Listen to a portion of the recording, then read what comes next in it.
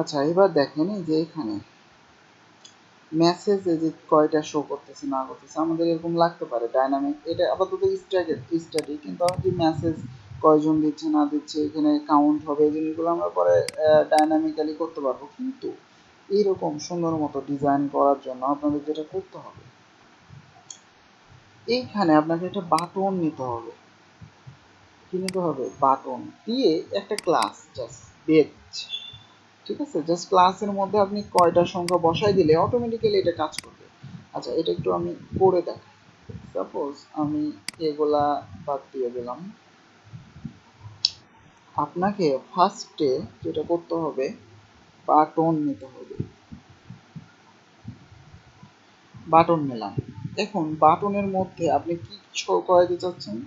Suppose message কথাটা, এটা এখানে লিখলেন, মেসেজ কথাটা এখানে লিখলেন, এইখানে ক্লাস ইউজ করেন। এবার আমাদের আগের যে ক্লাসগুলো ইউজ করছি, কি ক্লাস? সাপোজ বিটিএন ইউজ করতে পারি।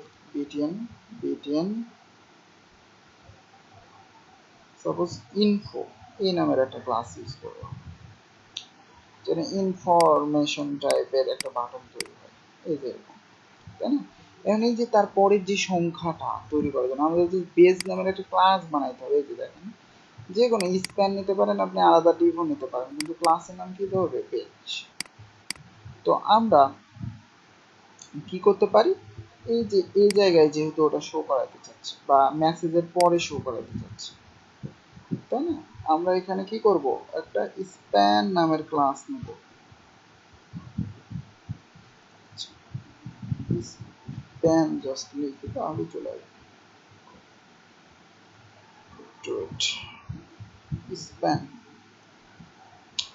এখন স্প্যানের মধ্যে আমরা কি দিব, একটা ক্লাস দিব, ক্লাসের নাম হচ্ছে বেজ, ঠিক আছে? এখন এই জায়গায় সাপোজ আপনি যত ইচ্ছা লেখেন, আপাতত স্ট্যাটিক্যালি শো করানোর জন্য, এগুলো পরে কাউন্ট করে করা যাবে যে কয়টা মেসেজ আসছে না আসছে, ঠিক আছে? এই যে দেখেন 10 শো করতেছে।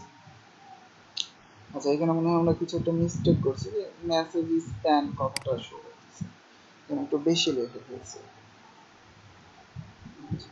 তো রিলোডটা দেখেন, আপনি অল্প যত শো করবেন তত, আর বাটনের কালার টালার এগুলো তো আলাদা ব্যাপার, তাই না? তো আমাদের মেনলি ক্লাস জেন করেছে এটা, তো তার ভিতর এটা দেখেন যে সুন্দর মতো পাশাপাশি একটা গোল করা হয়েছে, একটা বর্ডার রেডিয়াস দেওয়া হয়েছে, ব্যাকগ্রাউন্ড কালার সাদা করা হয়েছে এটাকে, ঠিক আছে? এগুলো করা হয়েছে রিসপনের মধ্যে বেচ।